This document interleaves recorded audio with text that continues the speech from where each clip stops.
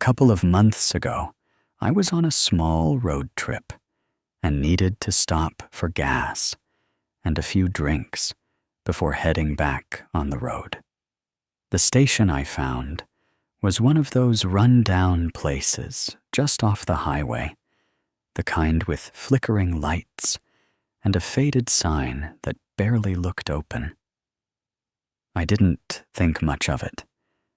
I just wanted to grab my stuff, fill up, and get going. When I walked in, there was a large, balding man behind the counter with a scruffy ginger beard. His name tag just said Guy. I gave him a polite smile because I work in customer service too, and I know how exhausting it can be. A little kindness goes a long way. As I grabbed my things and set them on the counter, Guy smiled at me in a way that immediately made my stomach turn. It wasn't just a normal, friendly smile. It was too familiar, too knowing. Then he asked, "Have we met before?" I had never seen this man in my life. Trying to keep things light, I chuckled and said, "I just have one of those faces." But the way he was looking at me, really looking at me like he was studying every inch, made me uneasy. Something about him was just off.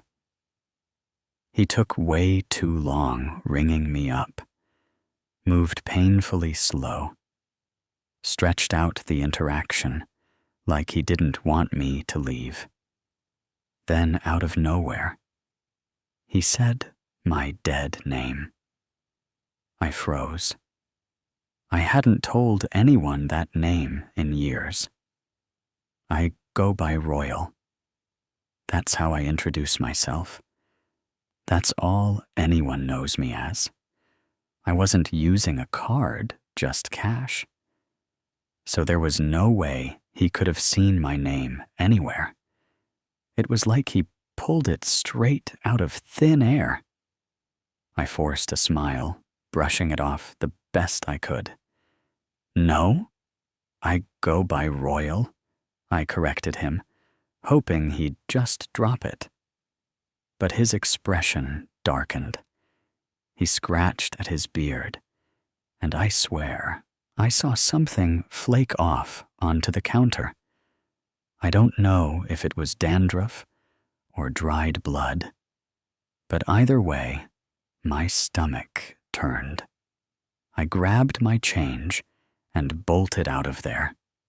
My hands were shaking as I unlocked my car. I kept glancing over my shoulder while I filled up my tank. Every part of my gut was screaming at me, "Get the hell out of there." I pulled out my phone to text someone my location just in case. That's when I felt it. Hot breath against the back of my neck. A body pressed against mine. I whipped around. There he was. Guy. The smell that hit me was unreal. Sweat grease and something rotting. His grin was wide, revealing where teeth should have been. "I heard you talking about me." His voice was low, almost teasing, but with something sinister beneath it. I tried to laugh it off. "Oh, no, just texting my mom," I said, taking a step back, trying to subtly put space between us. Before I could grab the gas pump, he reached out and took it from me. "You shouldn't bother doing such manly things," he muttered, smirking as he filled my car for me. At this point, Every fiber in my body was on edge. But it got worse. Way worse. Still holding the pump, he turned to me, eyes gleaming like he'd figured out some great mystery. "I finally know where I know you from," he said. I didn't answer. I just stared. "You were a sex slave in a past life," he said, his voice filled with certainty. "I was your master." What the hell? I was 17. I had never seen this man before in my life. But the way he said it, so casually, like it was just a fact, made my skin crawl. He grinned at me, watching, waiting for a reaction. I knew I couldn't react. I forced a nervous chuckle. "Oh, really?" I said, trying to keep my voice steady. His smile faded. Maybe he didn't like my response. Maybe he expected me to agree. His jaw tensed. That's when I made my move. I edged toward my car door, reaching for the handle, praying he wouldn't try to stop me. Then, he did something that nearly sent me into full-blown panic. He opened the passenger door. He was trying to get in. That was it. Fight or flight. I didn't think. I just slammed my foot on the gas. Both doors still swinging open. I heard him yell, then fall. In the rearview mirror, I saw him flailing on the ground, screaming and cursing after me. I didn't stop driving for a mile. When I finally pulled over to shut my doors, my hands were shaking so badly I could barely grab the handle. I don't know who Guy really was, or how he knew my dead name. But I know one thing for sure. He wasn't just some weird gas station employee. And I never went back to that gas station again.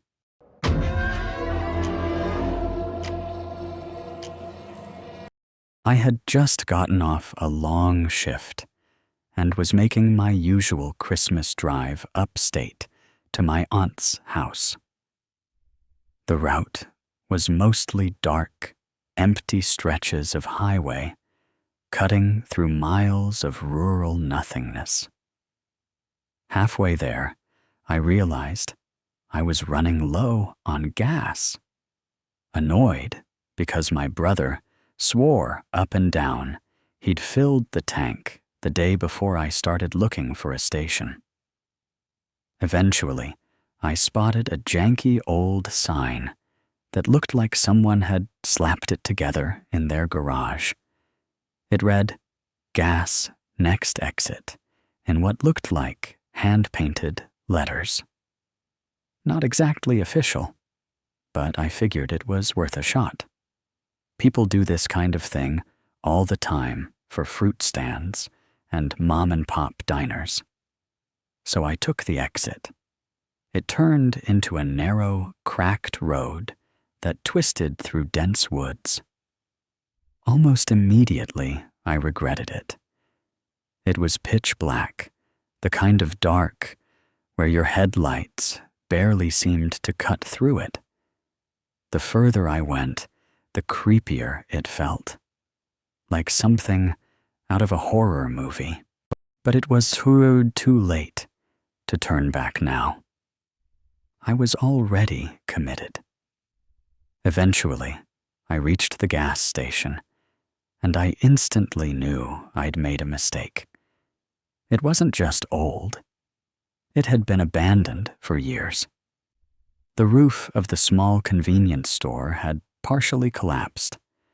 The windows were either broken or boarded up, and the gas pumps long gone. The whole place had this eerie, forgotten look to it. The kind of place where bad things happened. I pulled over anyway, checked my fuel gauge. I'd barely make it another mile before running out completely. With no other choice, I called AAA and gave them my location. They said they'd send someone out, but it'd be at least 40 minutes. So I sat there, engine running, headlights cutting through the darkness, waiting. At first it was uneventful, just me scrolling on my phone, trying not to think about how unsettling the whole situation was. Then, out of the corner of my eye, I saw movement. It was subtle at first, like a shadow shifting near the side of the old gas station. I glanced up, but nothing was there. Telling myself I was just imagining things, I went back to my phone. Then, clear as day, a voice called out, "Hey, buddy, come here." Every single hair on my body stood up. I snapped my head up, and there was a man standing just outside the store, staring directly at me. He was standing completely still, face blank, illuminated by my headlights. He looked like he was in his late 40s, ragged clothes, rough-looking, definitely homeless, probably squatting in the abandoned building. I was already uneasy, but at the same time, I felt bad. Maybe he just needed help. Still, my gut was screaming at me that something was very, very wrong. I kept my foot hovering over the gas pedal, just in case. Rolling my window down slightly, I called out, "Yeah, what's up? You got any change?" His voice was flat, emotionless. Just as I was about to answer, I noticed something that made my stomach drop. Behind him, between the trees, were heads. At least 20. I could barely make them out in the darkness, but they were there, half hidden behind trees, watching me. Just heads, staring. Before I could react, another man stepped out from behind the gas station. He was moving toward my car. I didn't wait to see what happened next. I floored it. I don't even remember how I made it back to the highway. My tank was nearly empty, but I didn't stop until I was far away. As soon as I felt safe, I pulled over and updated Tepusupo with my new location. When the driver arrived, I kept my mouth shut about what I saw. But once I got to my aunt's, I couldn't shake it. I called the nearest sheriff's office and told them everything. They promised to send someone out. A few hours later, they called me back. Whoever had been there was gone, but the deputies could tell people had been living there. They found blankets, food, other supplies, signs that a large group had been squatting in that abandoned station for a long time. I don't know what they were planning that night. I don't know if they were just messing with me, or if I barely avoided something way worse. All I do know is that I'll never take that exit again.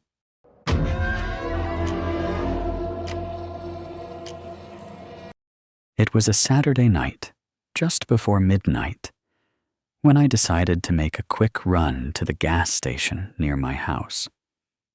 It's the only place open 24/7 in my area, just a short walk from where I live, right off the highway. I go there all the time, especially when I get a random craving. On this night, it was Cajun peanuts. The place is never busy that late, just the cashier on shift, and maybe 1 or 2 cars passing through. When I pulled up, there was only one car parked on the side of the building. That was normal. It was quiet. The lights were humming under the awning. Nothing looked out of place. But the second I stepped inside, something felt off. It was empty. No cashier behind the counter. No other customers. No movement. I figured maybe the guy had stepped into the back for a second, or was in the restroom. The chime on the door had gone off when I walked in, so he had to have heard me. Right? Still, something about the whole situation made me uneasy. It was too quiet. I took my time pretending to browse, but my gut told me something wasn't right. After a minute, I finally called out, "Anyone here?" No answer. I waited another moment, trying to shake off the creeping anxiety, but it just got worse. I put the peanuts down, walked out, and checked the car parked on the side. Nothing weird, just an empty car. I even glanced around the back of the store, but there was nobody there either. That feeling in my gut turned into full-on alarm bells. I called the police. They showed up about 15 minutes later, though it felt like an eternity waiting in my car. When they arrived, they searched the store, and that's when they found him. The cashier was in the men's bathroom, beaten to death. They called for backup, asked me to go over exactly what I saw. And after all was said and done, they sent me home. I was still trying to process what had just happened as I drove back to my house, but I barely had time to let it sink in before I realized something was even more wrong. I pulled into my driveway and my stomach dropped. My front door was cracked open, and my dog, who is an inside dog, was standing in the front yard, just staring at me. At that moment, my fight-or-flight instincts kicked in. I didn't hesitate. I grabbed my dog, got back in my car, and sped back to the gas station to tell the cops what I found. They immediately sent an officer to check my house. When they searched the place, nothing was missing. No drawers were rummaged through. No valuables taken. But there were clear signs of forced entry. Someone had been inside. At this point, I was already freaked out. But nothing prepared me for what I found out next. 5 hours ago, my brother, who works for the county sheriff's office, called me. He had seen the gas station security footage. About 10 minutes before I walked in, a man came into the store.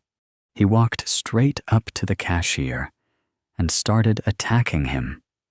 No argument, no warning, just pure, brutal violence. After knocking him unconscious, he dragged the body into the bathroom. A few minutes later, the camera caught me walking in. There I am, looking around, confused, completely unaware that I was standing just a few feet from a murder scene.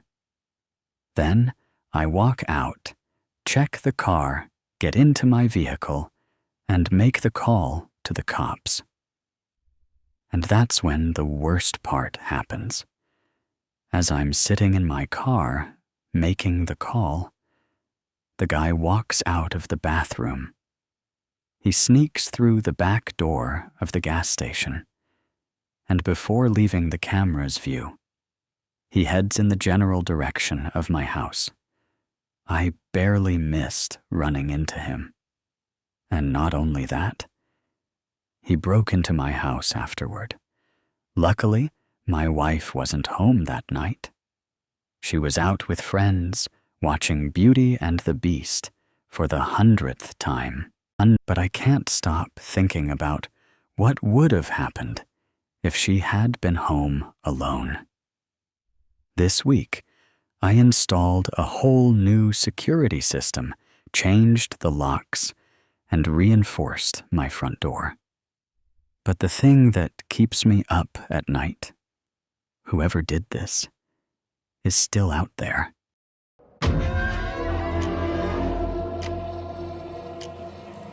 A few months ago, I took a road trip from Philadelphia, Pennsylvania, to Buffalo, New York. It was just me and my cat. It was a long drive, but we were making good time. By the time we got close to the New York border, it was around 5:30 p.m. Even though it wasn't that late, it was winter, and outside it was already pitch black. We had only stopped once at a McDonald's earlier, and I had downed an iced tea way too fast, trying to stay awake. Big mistake. By this point, I really had to pee. But I didn't want to leave my cat alone in the car, so I put her leash on and took her inside a gas station with me. As soon as I walked in, I asked the cashier, "Hey, do you mind if we use the restroom?" He nodded, so I headed toward the bathroom, my cat trotting along behind me. She hopped up onto the counter while I did my thing. The place wasn't empty. A few guys were browsing the snack aisles, eyeing honey buns and off-brand cigarettes. Up front, a woman was chatting with the cashier, and from the way they talked, it seemed like she was a regular. Nothing about the situation felt off. At first, that changed real fast. I was just about to finish up when the doorknob rattled. My cat, who normally isn't fazed by much, jumped a foot in the air. I chuckled and called out, "Sorry, it's occupied." She wasn't laughing, though. She got low and tense, her tail puffed out like a bottle brush. Before I could reassure her, the knob jiggled again harder this time. My stomach tightened. "It's still occupied," I said again, this time with zero humor in my voice. Then I heard voices. 2 men. They weren't speaking English, but I understood them perfectly. They were speaking a cousin of my native language. And what they said, hoinked, made my blood run cold. Should I take her when she comes out? The word they used for take it wasn't the casual kind. It wasn't like grab a snack or catch someone before they leave. It was the kind of take you don't come back from. Another voice replied, No, the cashier is right there. Then the first guy said, "We can wait outside." I think her car is the blue one. My cat let out a low growling noise. It's a sound she only makes when she feels threatened. I reached up and stroked her fur, trying to calm both of us down. But my hands were ice cold. There were no windows in the bathroom, no other exit. And to make things worse, I had stupidly parked my car around the side of the lot, away from the streetlights. I'd done it on purpose earlier, not wanting anyone to see the stuff I had packed in my car. But now that meant my car was sitting in the dark, far from where anyone would see me if I ran to it. I stayed frozen, listening. Their footsteps faded, but I didn't know if they were actually gone or just waiting right outside the door. Time dragged. My cat stayed on my shoulders, ears twitching, staring at the door like she was expecting something terrible to happen. Then, a sharp knock made both of us jump. "Come out quickly," a voice said.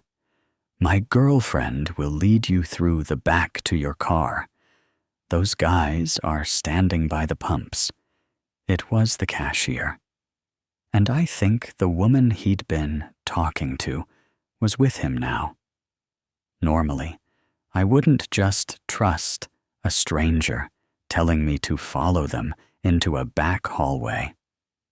But at this point, I didn't have many options.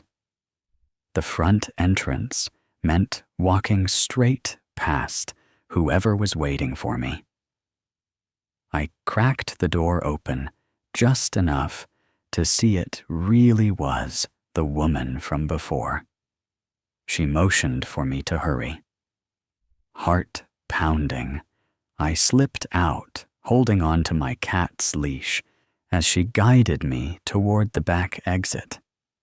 She pushed open the door, and thank God my car was right there, maybe 20 feet away.